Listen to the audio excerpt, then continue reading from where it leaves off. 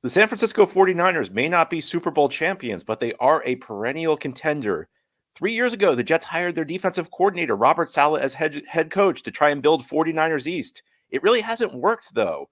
Why is that? We're going to get into it today. It's Locked On Jets. You are Locked On Jets, your daily New York Jets podcast. Part of the Locked On Podcast Network, your team every day.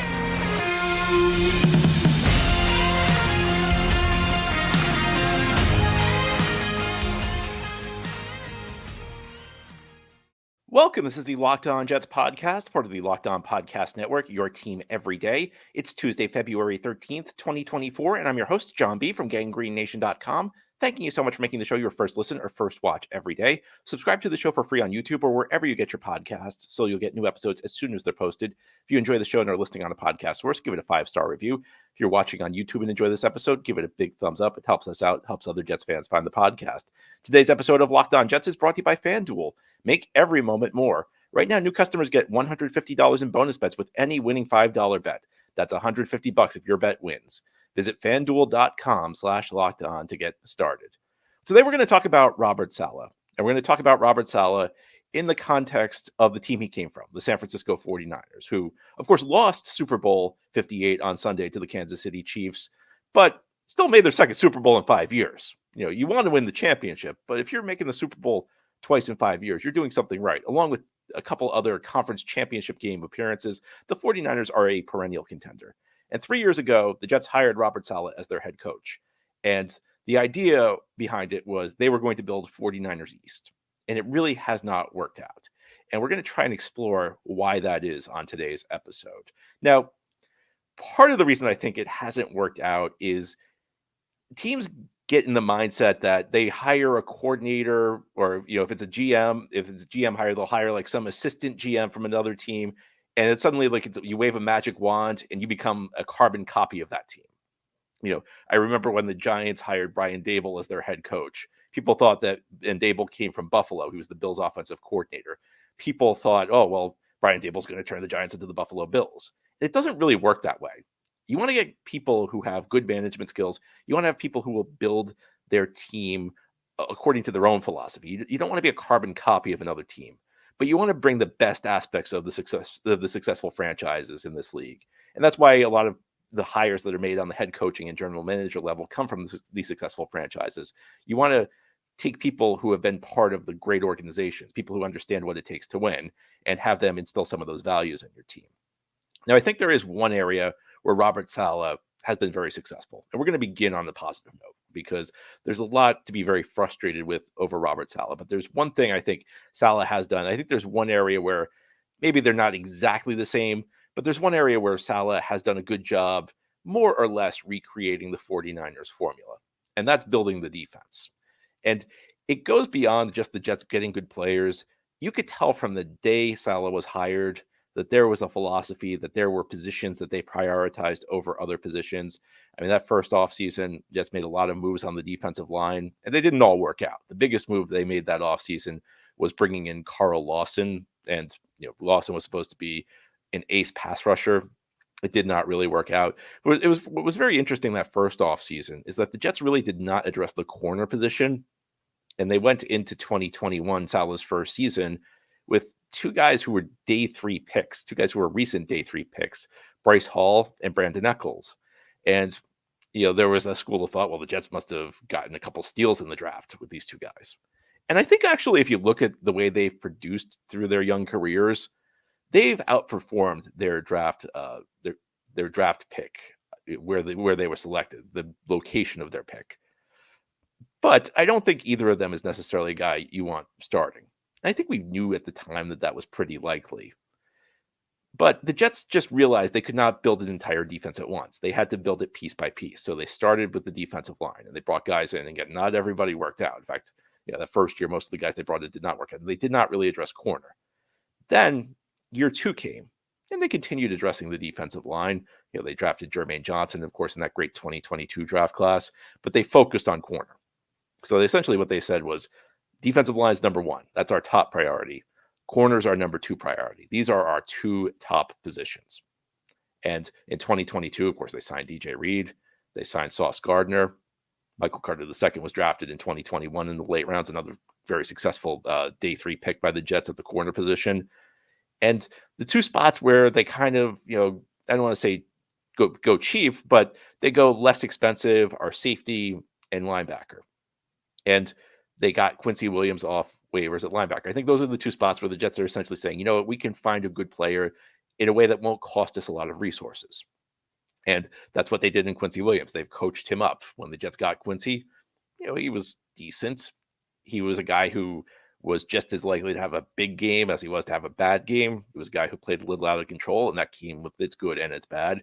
And then over the course of 3 years, they coached him up. So you see, first of all, they value certain positions over others, and they value the right positions. Because for the most part, in most schemes in today's NFL, the two most important spots you have are defensive line and corner. Sound like a broken record? If you tune into this show every day, you've probably heard me say it 100 times over the last couple of years. If I can only be good at two spots on defense in the NFL, I want them to be defensive line and corner. And then the Jets fill in the other spots, and they find a Pro Bowl caliber linebacker, a guy who actually made the All Pro team in Quincy Williams. Didn't make the Pro Bowl, but made the All Pro team in Quincy Williams. And then at safety, they're trying to mix and match. They still haven't really found the formula. They think Tony Adams could be a player for them. Adams, I thought, was very up and down this past season, but we'll see what they can get out of him. Adams actually reminds me of as like a safety version of a younger Quincy Williams, where plays a little out of control. You see him make plays. Maybe if he can channel it a little bit better, he could turn into a player. But it's not just that the Jets it's not just about getting good players. It's about making the pieces fit. And the Jets do that very well. And there are other core philosophies you see on this defense. Saleh invests heavily, and the Jets invest heavily on the defensive line. They bring in a lot of depth. Why is that? Because they want to rotate guys consistently through the game. And I don't understand the Jets fan base. I've heard them complain a lot about this the last couple of years. The Jets constantly rotating guys in and out. But the Super Bowl should give you a good example of why that's a good idea. Because against the great offenses, when you're in the big games, you're going up against the top offenses. These are offenses that will wear you down over the course of a game. You want your guys to be fresh, and if somebody you have needs a rest against an offense with a high tempo, you want to be able to put in a backup who's going to be able to hold up. So I think that's really smart. I think the Jets investing on the defensive line, bringing in as many guys as they can who can rotate in and out, that's a good move. Another core philosophy is they just want to get fast. They value speed. And of course, speed alone in the NFL doesn't necessarily make you a good player, but it's better to be fast than it is to be slow. And the Jets have even, tinkered with the idea of really kind of playing certain players in a hybrid safety linebacker role. They've tried it unsuccessfully with a couple of guys. It started to work a little bit more this year. I thought Jamie Sherwood had a decent season as a part-time player. Ashton Davis, if you followed him, he improved leaps and bounds, and a lot of that I think is due to the role he played. They didn't really play him deep all that much. I think it was only something like 10 to 15% of the time he was playing a deep safety role. Really, he was kind of more of a hybrid safety linebacker. Sometimes he'd line up like outside in the slot a little, but he'd also play a lot in the box. And that's more conducive to Ashton Davis's skill set. And Ashton Davis, though, is faster than your typical linebacker. So the Jets clearly valuing speed. There's a real core philosophy here on the defensive side of the ball.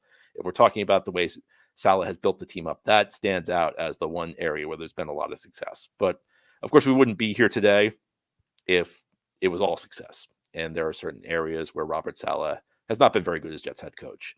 And there are reasons the Jets have not been as successful as the San Francisco 49ers. As we continue on this Tuesday edition of Locked On Jets, we're going to talk about what they are. This episode of Locked On Jets is brought to you by DoorDash. What a football game it was on Sunday, but the commercials stole the show in my book. Now, if you're watching on YouTube, you can see I'm not at my normal place. I'm actually on vacation in Canada, so I saw a different set of commercials than you did. But in America, DoorDash went all out for game day, and DoorDash stuff from all the ads to one lucky winner. Cars, snacks, and even tax software. And somehow they pulled it off. I'm a little bummed I didn't win. Maybe they wouldn't bring it to me up in Canada. Actually, yes, they could. They could have, because DoorDash does exist in Canada. But still got to hand it to them. It was one heck of a delivery. DoorDash is the all-in-one app for your everyday needs, from restaurants and groceries to flowers and gifts. So the next time you're running low on dinner ideas, pet supplies, or just time, you can get so much more than you realize delivered. Football season may be over, but we're in the thick of basketball games, the school year, and let's face it, winter. Again, Canada, pretty cold here. I can think of a million reasons daily to order DoorDash. Hop on the app and make your day a little bit easier. Get dinner for tonight, groceries for the week, or a consolation prize for your sad friends in San Francisco, all on DoorDash. Thank you so much for making Locked On Jets your first listen or first watch every day. A big shout out to you everydayers. This is a daily podcast covering the New York Jets. New episodes each day through the week, Monday through Friday. You should also know that Locked On has launched the first ever national sports 24/7 streaming channel on YouTube, and you can now also find it on Amazon Fire TV. Locked On Sports Today is here for you 24/7, covering the top sports stories of the day with the local experts of Locked On, plus our national shows covering every league. Find the Locked On Sports Today channel now on Amazon Fire TV. And today on Locked On Jets, we're focused on Robert Saleh. When the Jets signed Saleh, the phrase 49ers East was used an awful lot. That was back in 2021, 3 years ago. Since then, Niners, 2 trips to the NFC Championship game, a trip to the Super Bowl, maybe no Lombardi trophy, but they've done very well. Jets, not so much. 4 wins, 7 wins, 7 wins. And the head coach has to take some of the blame for that. So what has Robert Saleh struggled with? Well, I look at this, and big part of the head coaching job kind of flies under the radar, but it's hiring the right staff and delegating to a good staff. And I think there's a lot you could question Robert Saleh about in this area. I think in particular in 2023, because the Jets made a lot of coaching changes in the 2022 offseason. Mike LaFleur was more or less fired. LaFleur kind of pulled the you can't fire me, I quit move and went to LA and worked with Sean McVay, which was probably one of the smartest career moves an offensive coach can make, leaving the Jets and going to work for Sean McVay. The Jets also made some other changes, but Saleh brings in Nathaniel Hackett, Keith Carter to coach the offensive line, Todd Downing, passing game coordinator, a trio of coaches from some of the worst offenses in the NFL. Downing and Carter come from Tennessee. Hackett comes from Denver, where he was the head coach of a catastrophic season. And yes, Aaron Rodgers certainly has his share of the blame for Hackett being here. Aaron Rodgers certainly has his share of the blame for Hackett continuing to be here. Woody Johnson, demanded Rodgers be brought in, so we don't know how much he had to do with it. But I think Saleh gets off a little too easy for these hires because these were not effective hires. And at the time, the Jets had no guarantees they were getting Aaron Rodgers. Here's the other thing. In the NFL, frequently you can find that there's some connection between coaches. The head coach and the guy he hires, like they worked together at some point in the past. Hackett and Saleh worked together as on the Jacksonville Jaguars coaching staff a number of years ago. So those two knew each other. And it's difficult for me to believe that Saleh was not okay with Hackett coming in. I find it difficult to believe that Saleh did not sign off on Hackett. In fact, I find it difficult to believe Hackett was not Saleh's first choice. And part of the reason I say that is I think the two of them share philosophies that are kind of outdated. I talked about it yesterday. I did a segment on Mecole Hardman, and I talked about how, obviously Mecole Hardman's not a great player, and people who are, talking about how the Jets messed up by trading Mecole Hardman are being a little silly right now. So Hardman had the game-winning catch in the Super Bowl, but he was really schemed open. And the Jets never schemed guys open. But I think it cuts deeper than that. And I think that Saleh and Hackett kind of share this view that you don't really want to get too complicated on offense. And there is a beauty in certain simplicity. You don't want an offense that's overly complicated. You don't want it so complicated that your guys don't understand what to do. But Hackett and Saleh, it feels like they just want to be overly simplistic on offense. They don't want the offense to get in the way. Saleh's view is he just wants his offense to avoid the big mistake and the defense wins it. And I think, you can go overboard by parsing comments the coach makes, but I can't get over the comment he made before the Jets played on Sunday Night Football in November in Las Vegas, where he called the game a race to 20. Now, was he being an analyst? Was he being realistic about the two offenses with the quarterbacks they had? Perhaps. But I think that it speaks to Saleh's viewpoint, where even if you know you have a bad offense, you don't want to get 20 is not the goal. 20 should never be the goal. But I think that's kind of how Saleh views the game. Overly conservative coach. A week ago, I brought up a couple of stats that when we talk about aggressiveness going for it on fourth downs, Saleh rated 32nd a year ago, 21st this year. There's a couple websites that keep track of such stats. Now, I don't want to get into the debate of should you go for it on fourth down, but I will, because the numbers tell us that you're better off. The teams are not aggressive enough going for it on fourth down. The problem is like people focus too much on individual results. The whole Dan Campbell thing in the NFC Championship game where the Lions failed twice going for it on fourth down and people go crazy. And one thing I heard over and over after that game was you have a chance to tie the game in the fourth quarter and you don't kick the field goal. Well, the San Francisco 49ers on Sunday passed on a field goal that was even shorter than the one it would have tied the game in the fourth quarter. Exact same situation as Detroit was in 2 weeks earlier, but it was a shorter kick, so it was an easier kick. Kyle Shanahan passed on it. The Niners picked up the first down and scored a touchdown to take the lead. And suddenly all the people who were complaining about Dan Campbell are silent. Again, people focus on results. They don't focus on the actual quality of the decision. And it's not about, like if you go for it on fourth down consistently through the season, there will be times where you pick it up. There will be times where you don't. And treating any one of these times as like the ultimate example of why it's a good idea or a bad idea is it just not good analysis. What you do is you take a look over the course of the entire season.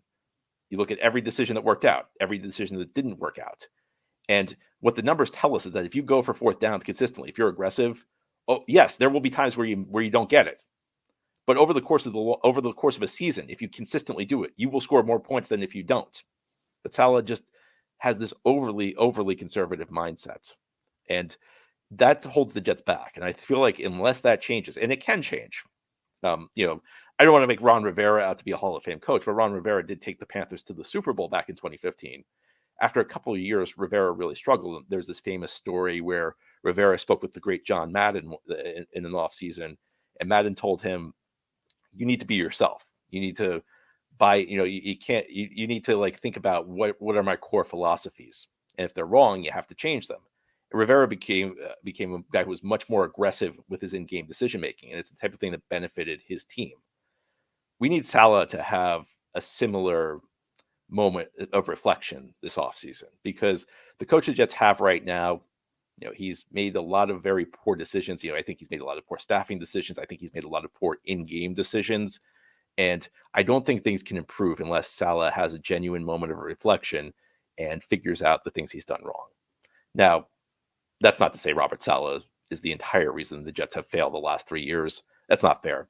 It's never one person. Even though the head coach has a lot of significance, there are things that have been beyond Saleh's control that have helped the Jets on their path to frustration. As we continue here on this Tuesday edition of Locked On Jets, we'll go into some of the things Robert Saleh hasn't been able to control, and maybe these things will go better in 2024. That's as we continue this Tuesday edition. It's Locked On Jets. This episode of Locked On Jets is brought to you by FanDuel. Get buckets with your first bet on FanDuel, America's #1 sportsbook, because right now new customers can get $150 in bonus bets with any winning $5 bet. Again, that's $150 if your bet wins. Of course, the NFL season's over, but if you're a sports fan, it's still a great time of year. You can now start to jump into the NBA season. The trade deadline just passed. The contenders are starting to show themselves, and you can bet on all your favorite NBA players and teams with quick bets, live same game parlays, exclusive props, and more. And don't forget, again, you get $150 in bonus bets with any winning $5 bet. Just visit FanDuel.com/lockedon and shoot your shot. Again, that's FanDuel.com/lockedon. FanDuel, official sportsbook partner of the NBA. This is the Locked On Jets podcast. On this Tuesday, we're taking a look at Robert Saleh, what he's done well, what he hasn't done so well. Again, the phrase 49ers East was used an awful lot when the Jets hired him 3 years ago, and the Jets are not really 49ers East. So why is that? And again, I think part of it's simply that hiring an assistant coach off another team doesn't turn you into that team. And I think it was always a little naive to think that the Jets would become the carbon copy of the San Francisco 49ers just because they hired their defensive coordinator, Robert Saleh. But still, there are areas where Saleh's failed. And at the same time, there are areas where, Saleh's, you can't blame him quite as much. And I think one thing that Saleh, you have to say in Saleh's defense, is he has not had good quarterbacks. Now, another thing I will say, the counter to that is Saleh, it seems like the entire organization signed off on Zach Wilson back in 2021, including the owner. The owner last week, made it sound like, oh, well, Zach Wilson sunk our season, as though the owner had nothing to do with Zach Wilson being here or being the backup quarterback. But at the same time, it's very difficult to win in the NFL when you don't have a quarterback. And the Jets have clearly not done a very good job at finding the quarterback. And I think any head coach is going to struggle when he doesn't have good quarterback play. And the Jets went out and got Aaron Rodgers this past offseason. And of course, you know what happened there. So the Jets were stuck with Zach Wilson again. So while you can blame the coach for the quarterback being here, at the end of the day, we're just grading his coaching. We're just grading the caliber of his coaching. You do have to consider the quarterback he's working with. And it's just been very unfortunate, especially this past year where the plan was for Aaron Rodgers to start. And it just did not work out that way, obviously, because Rodgers got hurt 4 plays into the season. And that speaks to other issues where, yeah, the coaching staff, I'm sure they're being consulted on personnel, but the front office, Joe Douglas, has done a really lousy job bringing in talent on the offensive side of the ball. I mean, almost nothing Douglas has done on the offensive line has worked.